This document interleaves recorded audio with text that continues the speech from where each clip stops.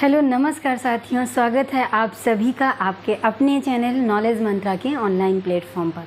तो उम्मीद करती हूँ आप सब लोग बहुत अच्छे से पढ़ रहे होंगे और रिवीज़न भी कर रहे होंगे, ठीक है। और रिवीज़न करते रहिए क्योंकि आपका रिवीज़न और आपकी प्रैक्टिस ही रंग लाएगी, ओके। बाकी तो सारी चीज़ें बाद में हैं। तो चलिए फिर हम अपने टॉपिक की ओर चलते हैं। लेकिन टॉपिक की ओर चलने के पहले एक बार आपको ज़रूर ये याद दिलाना चाहेंगे कि अगर हमारे चैनल पर आप पहली बार विज़िट कर रहे हैं तो प्लीज़ हमारे चैनल को सब्सक्राइब करिए, और जो बच्चे सब्सक्राइब कर चुके हैं वो लोग ज़्यादा से ज़्यादा शेयर करें और लाइक करना ना भूलें, ओके। क्योंकि आपका एक लाइक हमारे लिए बहुत बड़ा मीन्स उत्साह का काम करता है, ठीक है। आपके लाइक से ही हम इंस्पायर होते हैं, ठीक है। तो आप लोग लाइक करने में कंजूसी ना करिए, ज़्यादा से ज़्यादा संख्या में लाइक करिए। चलिए तो हम अपने टॉपिक की ओर चल रहे हैं। कल हम पढ़ रहे थे क्या, बहलोल लोदी। तो बहलोल लोदी जब पढ़ रहे थे तो लास्ट की जो 2 या 3 पंक्तियाँ थीं पढ़ाते समय, तो मैंने देखा कि उसमें वॉइस नहीं आ रही थी। हालांकि ऐसा कुछ बहुत महत्वपूर्ण उसमें टॉपिक नहीं था, यानी कि उसमें कुछ प्रसंग भी इतना इम्पॉर्टेंट नहीं था। लेकिन आपसे हम आज का जो लेक्चर स्टार्ट करेंगे वहीं से स्टार्ट करेंगे जहाँ का कल से वॉइस नहीं आने लगी थी, ठीक है। तो कल हम आपको बता रहे थे जहाँ से वॉइस नहीं आने लगी थी, तो मैंने कल आपको बताया था कि जो बहलोल लोदी था तो वो जो है क्या करता था कि उसने जो है उसके यहाँ, यानी कि वो कभी भी अपने घर का बना हुआ उसने कभी भी खाना नहीं खाया था और खाता था। और उसके दरबार पर जो भी अमीर वर्ग होते थे तो उन अमीरों के यहाँ एक एक दिन करके बांट रखे थे और उन्हीं के यहाँ जाता था और उन्हीं के यहाँ एक एक दिन करके खाना खाता था, ठीक है। मैंने कल यही बताया था।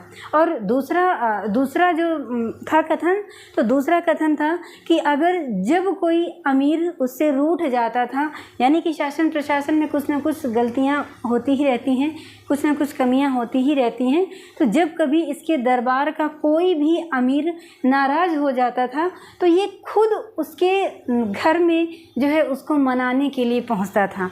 मतलब कि एक बहुत बड़ी बात थी उन अमीरों के लिए कि उन अमीरों के घर में एक राजा जो है खुद चल करके उसको मनाने के लिए जा रहा है और उससे ऐसे शब्द बोलता था कि जो अमीर रुष्ट होते थे वो अपने आप जो है पिघल जाते थे उसकी बातों पर। तो वो क्या कहता था, जब वो अमीरों को मनाने के लिए उनके घर जाता था तो वो कहता था कि अगर आप हमको इस पद के योग्य नहीं समझते हैं तो आप अपने अनुसार जो पद चाहें, हमारी योग्यता के अनुसार आप हमें जो है वो पद दे सकते हैं। यानी कि अपनी बातों से उस अमीर को बहुत ऊंचा बताता था। यानी कि उस अमीर का, जो अमीर वो रुष्ट है, उसके लिए उसके शासन में और उससे ज़्यादा बढ़ कर के इम्पॉर्टेंट कोई चीज़ नहीं है। तो जाहिर सी बात हो कि कोई भी व्यक्ति होगा जब इस तरीके से अपनी बात आप किसी अगले व्यक्ति के समक्ष रखेंगे तो वो अपने आप सारे गिले शिकवे भूल करके जो है वो अपने आप शासन प्रशासन की ओर लौट आएगा, ठीक है। तो कल ये लास्ट की 2 पंक्तियाँ थी जो कि छूट नहीं गई थी, वॉइस नहीं आने लगी थी क्लियर। हालांकि लिखा हुआ था क्लियर, तो आप लोगों ने देखा होगा तो वो भी लिख सकते थे, लेकिन फिर भी मैंने सोचा एक बार आपके समक्ष जो है मैं एक्सप्लेन कर दूँ, ओके।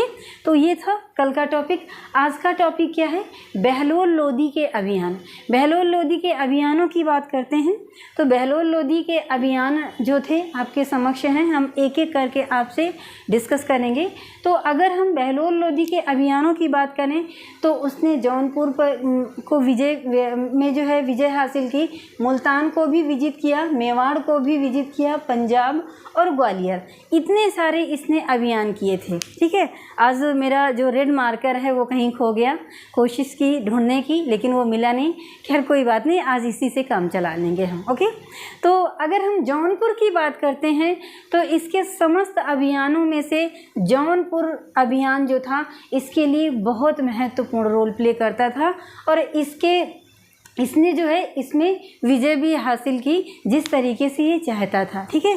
तो अगर हम जौनपुर की बात करें तो इसने जौनपुर कब विजिट किया है, इसने जौनपुर अभियान कब किया है, तो 1984 ईस्वी में इसने जौनपुर अभियान किया। ठीक है, तो इसने जब जौनपुर अभियान किया तो अगर ये आपसे पूछता है कि जिस समय बहलोल लोदी जौनपुर का अभियान करता है तो यहाँ पर कौन सा वंश जो है शासन कर रहा था, तो वो कौन सा वंश था? शर्की वंश था। ठीक है, बहलोल लोदी ने जब जौनपुर विजिट किया है तो उस समय यहाँ पर सरकी वंश शासन कर रहा था। सरकी वंश का महत्वपूर्ण शासक था कौन? हुसैन शाह सरकी। कौन था? हुसैन शाह सरकी था। इसको जो है इसने पराजित किया। हालांकि ये जौनपुर अपने आप में बहुत पावरफुल राज्य था, इसको आसान नहीं था जीतना, जो कि बहलोल लोदी बहुत अच्छे से इस चीज़ को जानता था कि इस जौनपुर को जीतना आसान नहीं है। तो इस जौनपुर को जीतने के लिए इसने जो है रोह के अफ़गानों को भारत में बुलाया था इस जौनपुर को विजिट करने के लिए, यानी कि रोह में जो अफ़गान थे उनको बुलाया था। किसके लिए? भारत में जो है इसको जौनपुर को विजिट करने के लिए। दूसरा कारण क्या था अफ़गानों के बुलाने का, रोह के अफ़गानों को बुलाने का? क्योंकि उस समय रोह में जो है भुखमरी फैली हुई थी। ये जो है ये अफ़गानिस्तान से ये रोह अफ़गान जो थे अफ़गानिस्तान से आए हुए थे। उस समय अफ़गानिस्तान की जो आर्थिक स्थिति थी वो बहुत ही नाजुक थी। तो इसने सोचा क्या बहलोल लोदी ने कि इसी बहाने हम इनको लालच दे करके इनको बुला लेंगे और जब हमारा मकसद पूरा हो जाएगा, यानी कि जौनपुर को हम जब जीत लेंगे तो जीतने के बाद पुनः इनकी गरीबी भी दूर हो जाएगी। गरीबी कैसे दूर हो जाएगी? क्योंकि भारत उस समय सोने की चिड़िया कहलाता था और यहाँ से बहुत सारी अकूत धन संपत्ति प्राप्त हो जाएगी, तो उसका कुछ पार्ट हम इन अफ़गानों को दे देंगे। इससे क्या होगा? इनकी गरीबी दूर हो जाएगी और ये आराम से अपना क्या करेंगे? जीवनचर्या जो है गुजारने लगेंगे। तो इस तरह से इसने मदद किसकी ली थी? रोह के अफ़गानों की मदद ली थी। इसको जीतने के लिए। इसके बाद में जौनपुर विजय इसके लिए बहुत महत्वपूर्ण विजय थी और इसने क्या किया था कि इसने जौनपुर को जो है दिल्ली सल्तनत में नहीं मिलाया था। ठीक है, किसको नहीं मिलाया था? जौनपुर को दिल्ली सल्तनत में नहीं मिलाया था।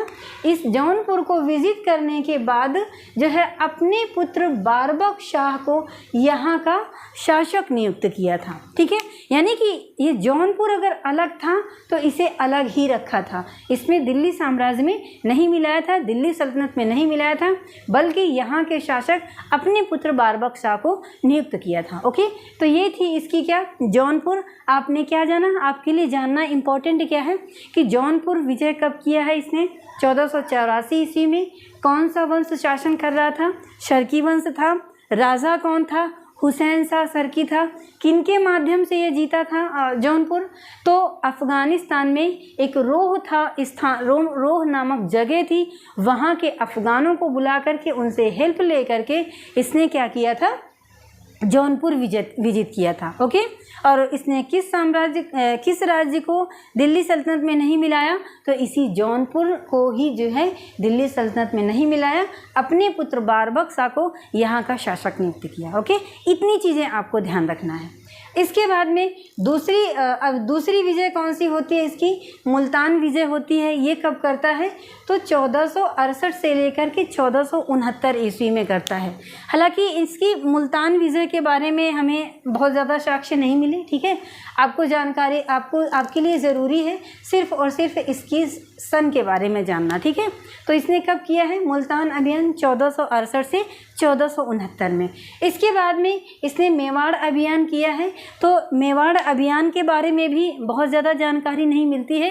एक पुस्तक मिलती है अहमद यादगार की, जो है पुस्तक कौन सी होती है? तारीख ए सलातीन ए अफ़गान। कौन सी होती है? तारीख ए सलातीन ए अफ़गान। ये किसकी पुस्तक है? तो ये पुस्तक है अहमद यादगार की। इसमें जो है ये तो विवरण मिलता है यहाँ का मेवाड़ अभियान का जो है विवरण मिलता है, यानी कि बहलोल लोदी द्वारा जो मेवाड़ अभियान किया गया था तो इसके बारे में तो जानकारी मिलती है, इसका विवरण भी मिलता है, लेकिन इसका सन नहीं मिलता है। ओके, तो आपके लिए ये जानकारी, इतनी अकेले जानकारी ज़रूरी है, आवश्यक है कि मेवाड़ अभियान अभियान कौन सी पुस्तक में मिलता है? तो अहमद यादगार की पुस्तक है तारीख-ए-सलातीन-ए-अख़वान। इसमें जो है मेवाड़ के बारे में वर्णन मिलता है, इसमें इसकी तारीख का कोई भी विवरण नहीं दिया गया है। ओके, फिर इसके बाद में चौथे नंबर पर पंजाब अभियान करता है, और पंजाब अभियान के बाद में सबसे लास्ट अभियान होता है कौन सा? ग्वालियर अभियान। ये ग्वालियर अभियान जो है इसकी अंतिम विजय होती है, और इसी ग्वालियर अभियान से वापस जाने के दौरान ही जो है बहलोल लोदी की मृत्यु हो जाती है। ओके, तो जो ग्वालियर अभियान की अगर हम बात करें तो ग्वालियर अभियान में जब इसने अपना ये अभियान प्रारंभ किया तो यहाँ का शासक कौन था? तो राजा कीर्ति सिंह था। इसको रायकरण के नाम से भी जानते थे, ठीक है, राजा कीर्ति सिंह या फिर रायकरण। इसने जो है क्या किया था? इसने जो है बहलोल लोदी को 80 लाख टंका दिया था और इसकी संप्रभुता को स्वीकृति दे दी थी, और क्या किया था? कीर्ति सिंह को यहाँ का सूबेदार बनाया था। यानी कि इसने विजय भी प्राप्त कर ली ग्वालियर अभियान में। जब विजय प्राप्त कर ली तो यहाँ का शासक कौन था? कीर्ति सिंह था, और ये कीर्ति सिंह खुद को बचाने के लिए बहलोल लोदी को 80 लाख टंका दिया और इसकी संप्रभुता को स्वीकार किया। प्लस बहलोल लोदी ने क्या किया था कि इसी कीर्ति सिंह को यहाँ पर यानी कि ग्वालियर का जो है क्या बना दिया था? सूबेदार बना दिया था। तो आपको इतनी बातें आपके लिए जानना आवश्यक है। इसके बाद में जब इस अभियान से ये वापस जा रहा था तो जलाली नामक शहर में शहर के पास एक स्थान था मिलावली, यहाँ पर इसकी 1489 में बहलोल लोदी की मृत्यु हो जाती है। ओके, कब होती है? आपसे क्वेश्चन पूछेगा कि किस अभियान के दौरान बहलोल लोदी की मृत्यु हुई थी, तो किस अभियान के दौरान हुई थी? ग्वालियर अभियान के दौरान बहलोल लोदी की मृत्यु हो गई थी। ओके, अब अगर हम बात करें कि इसके सिक्कों के बारे में तो बहलोल लोदी ने एक बहलोली सिक्का चलाया था। ये बहलोली सिक्का बहुत लंबे समय तक वस्तु विनिमय का माध्यम बना रहा, बहुत लंबे समय तक। यानी कि अगर हम अकबर के समय तक की बात करें, यानी लोदी वंश से बहलोल लोदी से ले करके अकबर तक जो है ये सिक्का वस्तु विनिमय का माध्यम बना रहा। ये इतना इम्पॉर्टेंट सिक्का था। कौन सा? बहलोली सिक्का। यानी अपने नाम का ही इसने क्या किया था? सिक्का चलाया था। और इसके बाद में बहलोल लोदी कभी अपने व्यक्तिगत अंगरक्षक नहीं रखे। क्या नहीं रखा? व्यक्तिगत अंगरक्षक नहीं रखे। कल हमने आपको इसके बारे में भी बताया था कि बहलोल लोदी दिल्ली सल्तनत का पहला शासक था जो कभी भी दिल्ली सल्तनत के सिंहासन पर नहीं बैठा, बल्कि कालीन पर बैठ करके इसने शासन सत्ता चलाई। ठीक है। दूसरा क्या आता है कि इसने कभी अपना व्यक्तिगत अंगरक्षक नहीं रखा था। ठीक है। बाकी आप तो जानते ही हैं कि जो बहलोल लोदी था इसने जो है 2 बार अपना राज्याभिषेक कराया था। तो अन्य उस राजाओं ने ऐसे कौन कौन से राजा हैं जिन्होंने अपना 2 बार राज्याभिषेक कराया है? तो सबसे पहले हैं कौन? फिरोज शाह तुगलक ने भी अपना 2 बार राज्याभिषेक कराया था, जिसके बारे में हम आपसे डिटेल में डिस्कशन कर चुके हैं। और बहलोल लोदी ने भी अपना 2 बार राज्याभिषेक करवाया है। फिर इब्राहिम लोदी इसी का यानी कि पोता जो होता है, इसने भी जो है 2 बार अपना राज्याभिषेक करवाया। शेरशाह सूरी ने भी मुग़ल काल को में अगर देखते हैं, शेरशाह सूरी ने अपना जो है 2 बार राज्याभिषेक कराया। ये सेकंड अफ़गान जो है राज्य स्थापित किया था। ठीक है। पहला अफ़गान राज्य किसने स्थापित किया था? इस बहलोल लोदी ने। और जो दूसरा अफ़गान स्थापित किया था, अफ़गान राजवंश स्थापित किया था, वो किसने स्थापित किया था? शेरशाह सूरी ने। इसके बाद में औरंगजेब ने भी 2 बार राज्याभिषेक कराया और प्लस शिवाजी ने भी 2 बार राज्याभिषेक कराया। ठीक है। अब आप लोग इसको कभी कभी आपसे मिलाने में आ जाता है कि किन किन शासकों ने 2 बार जो है राज्याभिषेक कराया है, या कौन सा ऐसा शासक है जिसने 2 बार राज्याभिषेक कराया था। इस तरह से क्वेश्चन आपसे पूछता है। ठीक है। तो आप इसको 2-3 बार पढ़ लेंगे, सारी चीज़ें क्लियर हो जाएंगी। फिर इसके बाद में इसका एक बहुत महत्वपूर्ण कोटेशन था कि जब उलेमा वर्ग इससे नाराज़ होता था किसी भी बात को लेकर के, तो उनकी नाराज़गी को शांत करने के लिए ये अक्सर कहा करता था कि हम सभी खुदा के बंदे हैं। ठीक है, क्या बोलता था? हम सभी खुदा के बंदे हैं। ऐसा करके कह करके उलेमा वर्ग का जो गुस्सा होता था वो शांत कर देता था। तो ये थी किसकी? बहलोल लोदी के जीवन की विशेषताएं प्लस उसके शासन की विशेषताएं थी। ओके, तो आज हम अपने लेक्चर को यहीं पर विराम देना चाहेंगे। नेक्स्ट डे हम जो है सिकंदर लोदी को लेकर के आएंगे। सिकंदर लोदी के बारे में A to Z सारी आपसे एग्ज़ाम के पॉइंट ऑफ व्यू से जो भी क्वेश्चन बनने वाले हैं उनके बारे में आपसे हम डिस्कस करेंगे। ठीक है, तो आज के लिए इतना ही। बने रहिए हमारे साथ और हमारी आने वाली वीडियो आपको मिल सके इसके लिए आप जो है बेल आइकन को दबाना ना भूलें, ताकि समय के साथ आपको सारी चीज़ें प्रोवाइड हो सकें। और एक चीज़ आपको और बताना चाहते हैं कि जिन बच्चों को जानकारी नहीं है तो हम आपको ये बताना चाहते हैं कि हिस्ट्री विषय के बारे में हम A to Z आपको कंटेंट दे रहे हैं, प्राचीन काल से लेकर मॉडर्न तक देंगे। ओके, तो हमने एक एक चैप्टर की सारी प्लेलिस्ट बना रखी है।